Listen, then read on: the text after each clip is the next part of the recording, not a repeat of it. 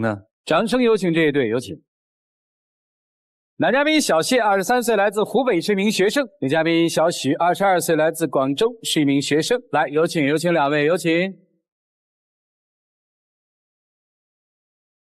欢迎两位哈！这小片里听着就特心酸哈，追了3年呐。对，我从一开始遇到他，然后就开始喜欢他，一直告白，他都一直拒绝我。第一次是在什么时候见到他？什么情境下就喜欢上他了的？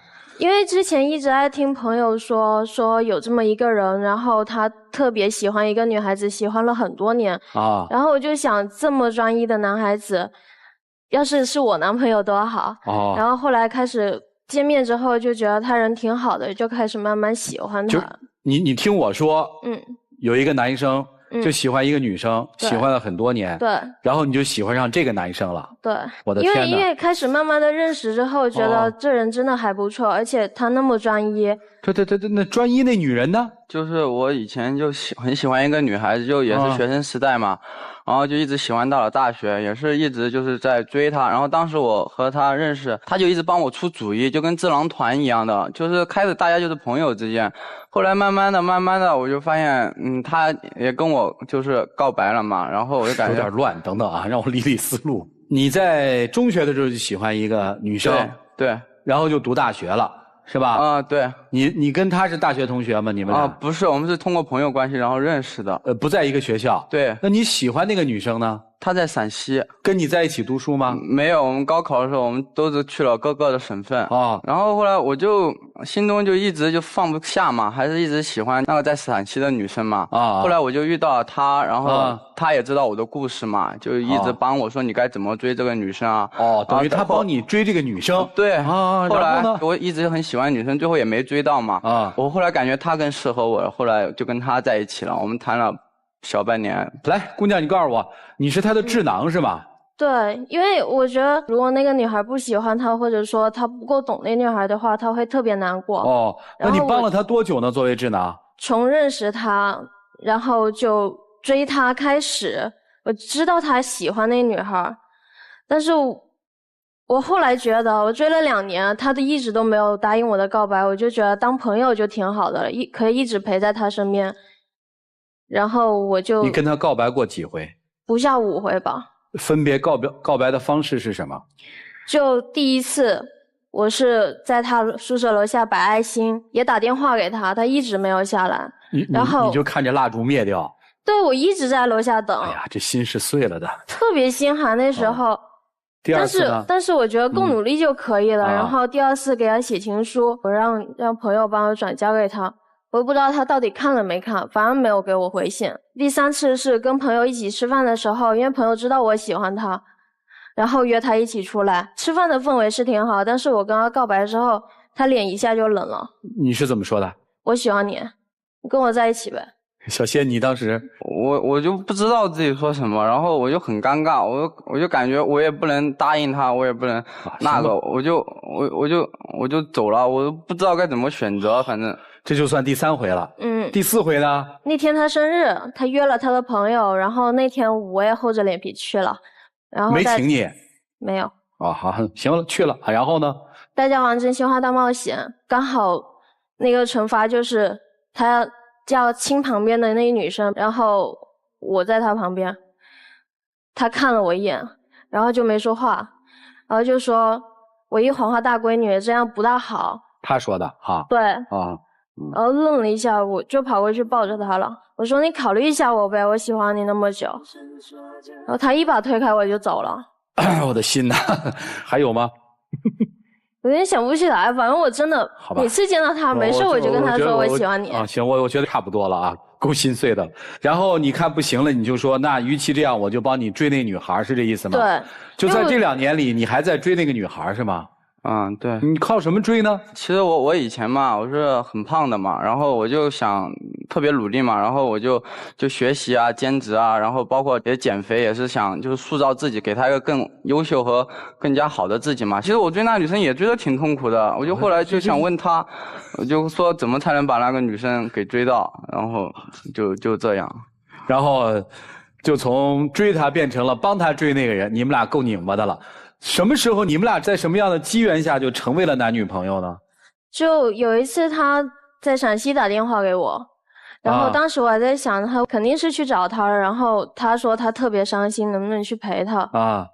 我也没问他什么事儿，我就撂下电话，我就买了机票飞过去了。后来我都感觉其实他追了我这么久，其实就好像感觉就是有缘的人，那就在一起吧。但我觉得他这次完全就很冲动啊。哦不，他表白的时候你当时觉得冲动了吗？我是很开心，但我觉得他肯定是被那个女生伤心透了才会跟我表白。我觉得肯定是他在气头上，我就觉得那女孩那么伤他心，所以他跟我在一起，所以我拒绝他了。其实当时就拒绝了。对。哎呀，这个虐哟！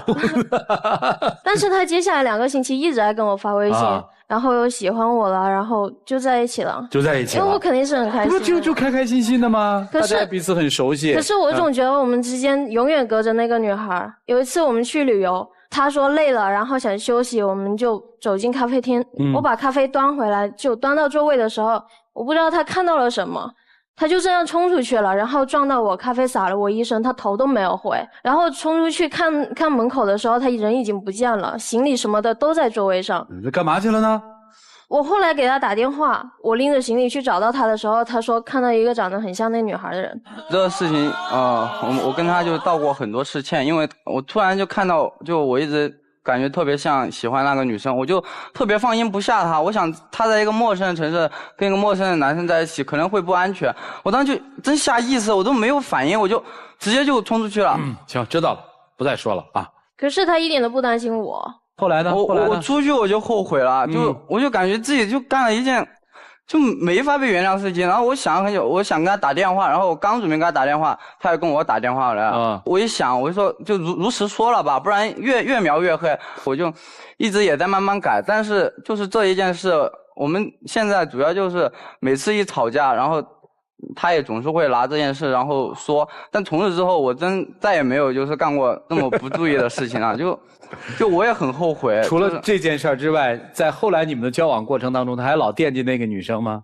有，他有一次我准备考试的时候，他跑去陕西找那女生。为啥？那个我真要就是解释一下，当时那个女生她跟她男朋友闹分手了嘛。跟你有啥关系啊？但是我们是认识了很久的，就是朋友之间，我跟他2个从来就没成为过恋人，就是很好的朋友。然后他一直哭，我也很伤心。然后他说他要喝酒怎么了，我也有挺担心的。然后我就找了一个就我们都认识的朋友，我就想就是要他别这样，而且就是彼此之间不要再打搅了。后来我从陕西回来之后，我也就把他所有的消息、所有的联系方式全删了。从那之后我再跟他没有。可是你去陕西，你为什么不告诉我？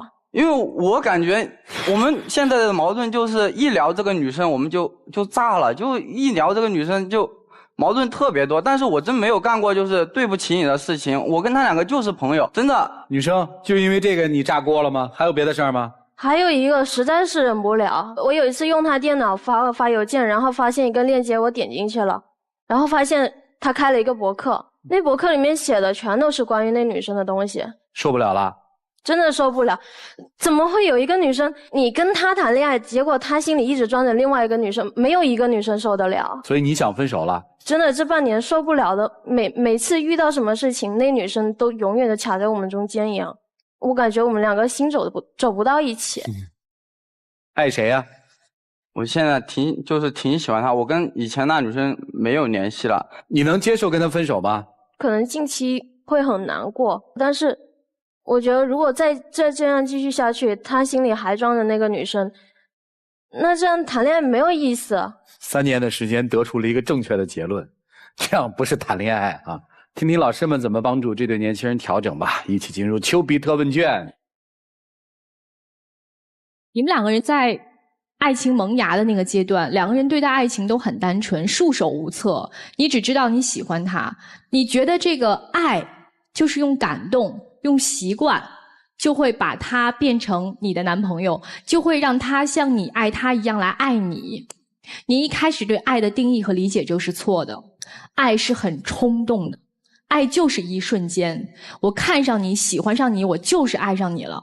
当然有感动和习惯培养出来的爱，可是那样的爱是长久不了的，因为那意味着一方一味的付出，一方一味的妥协。我相信在现实生活当中，任何一个女生都受不了一味的付出和妥协。还有第二点，你在这场梦当中，你追这个男生花了很多的心思，用尽了很多的办法，但是姑娘，我告诉你一点，有的时候你的坚持和你1次、2次、3次、4次的努力，会让你看起来很轻浮。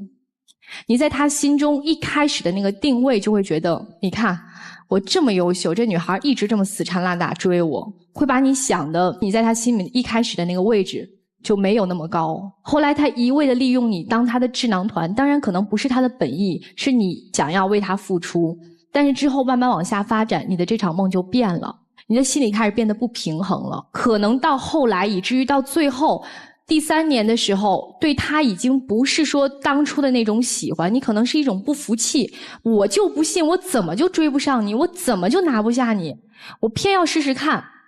好，终于梦想成真了。可是在一起之后呢，你开始回想这3年你的付出，你就开始跟自己较劲儿了。其实有的时候不是那个女生活在他的心中，是活在你的心中，是你自己给自己制造了这样一个困境，拔不出来了。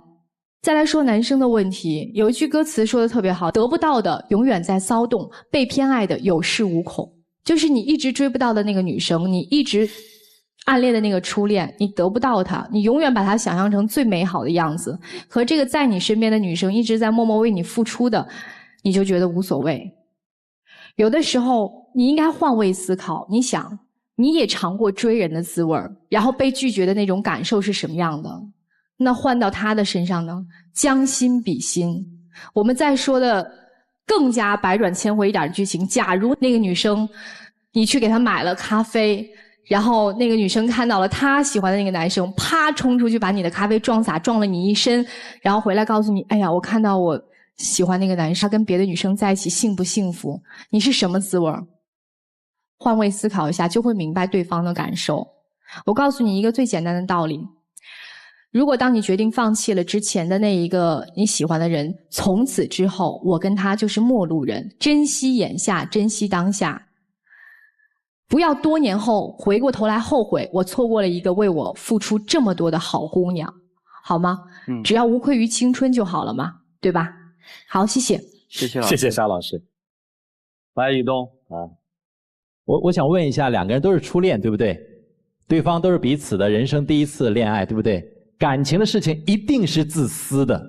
我喜欢一个人，我爱一个人，我就要忠于自己的感受。男孩忠于了，女孩也忠于了。你们两个人没有什么不好，可能时机不太凑巧。男孩，我个人的感觉，男孩很难忘记曾经的那个女孩。虽然她是你的初恋，但那个女孩是真真正正拨动你情窦初开的人，所以那个人一辈子是很难忘记的。这个女孩她太清楚了。但是另一方面，于情，我们忠于自己的感受，忠于自己的爱情，但是于理，我们要考虑一下客观的情况。女孩现在追了你，你就要给她于理的一个对待。你不能因为我脑子里是那个人，我现在身体，我现在的生活是这个人，这是很难做到的，这也是极其不负责任的，也是不应该的。那女孩也是一样，你选择了这个男孩作为你的初恋，那你呢也是他的初恋，但是其实在感情的世界里，你是一个介入者。在你之前，男孩有一个中意的女孩，你是一个介入者，所以你又清楚地感受到男孩不容易忘记那个女孩，那你要有这样的心理准备以及对应的策略。我如果是你的话，我给你几个建议。第一个，给你对面的这个男孩一个期限，不能这么一味地拖下去耗下去，你要清晰地告诉他，我不爽了，我要给你一个期限，这个期限3个月2个月，总之你要怎么样。这是第一个，因为爱情是自私的。第二个，所有的女孩的梦想都希望找到白马王子，但是世界上哪有那么多白马王子呢？不需要找白马王子，你只要找把你当公主的那个男孩就可以了。所以对于所有年轻的朋友，我个人的建议就2个。第一个，看他对我好不好；第二个，看他对我是不是很安心。就这2个标准，我觉得就可以继续往下考虑了。好，谢谢宇东。来，胡老师。真正的痴情是，如果你很喜欢一个人，但对方偏偏不爱你，或者你们不能走到一起，那么就在心里的最深处永远给他留一个位置，一边祝福着他幸福，一边把这个痛永远放在心里，同时不忘记自己作为人的其他责任，而好好的活着，随时等待他能够回来，或者能为他做点什么，这才叫痴情。或者说的再简单一点，痴情不是放肆的去追逐，痴情是要有隐忍的，就内心一定是要有克制的。如果说这会儿我坐在这儿，我看见我特别痴情的一个女孩从台门口经过，我这节目也不录了，我马上跑出去找她，你认为这叫痴情？错。我在履行我的责任的同时，隐忍着对对方的思念，在一边负好责任的同时，又把最好的爱留给对方，这种克制，这种纠缠，这种含蓄，这叫痴情。你们俩都不叫痴情。我为什么说女生你的这种行为不叫痴情？你的这种行为只有4个字：取而代之。你真的是痴情吗？你不是，你只是想把那个女生取而代之而已。如果你是真正的痴情，你会保留好对她所有的关怀，默默的观看，默默的等待她能够为自己做点什么，或者自己能为对方做点什么，而是帮助对方去做那些无谓的事情。而男生也是一样，你甚至都不了解那个女生是什么样的人，你只是没有得到而已。如果你要是真爱那个女生，第一，当她有男朋友的时候，你应该祝她过得幸福。第二，当那个女生回头找你的时候，没事就找你的时候，你应该尊重自己内心真正的感受。人有2种天然的欲望，是欲罢不能。第一种是修补欲，就是当你以前爱而不得的时候，如果有一天你有机会来完善它，有能力来修补它，你会不遗余力的去做这件事情，即便你现在还有爱人，你都会去做。因为在那个时候你会发现自己有一种存在感，我当年没有能力做的事情，我总算是有能力去做，总算是有能力去获取了，我有一种存在感。第二种欲望就是挑战欲，对于得到的永远是理所当然，很习惯于拥有，但是对于失去的或者没有得到的总是念念不忘。当初追不到他是没有选择，如果如今身边有一个以前没有追到的又回头来找我，大大的让自己有了一种选择权。所以说男生啊，如果说以前所有的问题都没有问题，那你最错的问题就是在自己还没有走出对于那个女生的痴迷的状态下去主动向她示爱，这是你最大的残忍。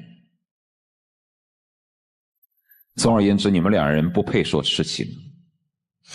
如果要说自己是真正是一个痴情而又长情的人，把这份爱这份痛苦永远保存在这儿，然后勇敢地去追求自己的责任、学业、家庭的祝福，不辜负家人的关爱，即便隐藏着这份痛，我依然活得好好的，我认为这叫痴情。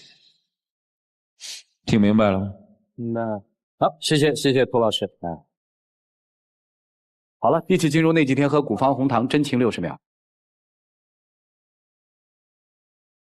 其实我一直都感觉自己像一个小男孩一样的，真的就特别感情方面，我就感觉什么都不懂。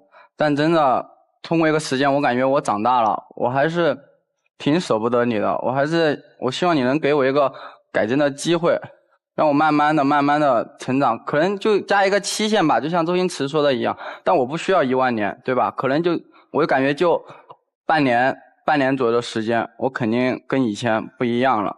我希望你能给我一个机会。我觉得我们现在还是真的往前看啊，去想想我们的实习会比较好。我感觉你还可以再多考虑考虑。我感觉我们俩之间发生了这么多故事，真的我心里也挺感动的，一直都。好，谢谢啊，请回。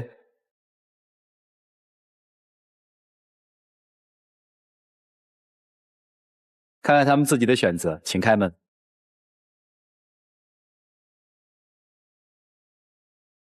我们的爱情到这儿来，刚刚好，剩不多也不少，还能我就只能说，突然想起以前看的一句话，叫“一望可相见，一步如重尘，所爱隔山海，山海不可平”。祝他幸福吧，我只能说。然后我们都长大了，都忘掉过去吧。好，谢谢。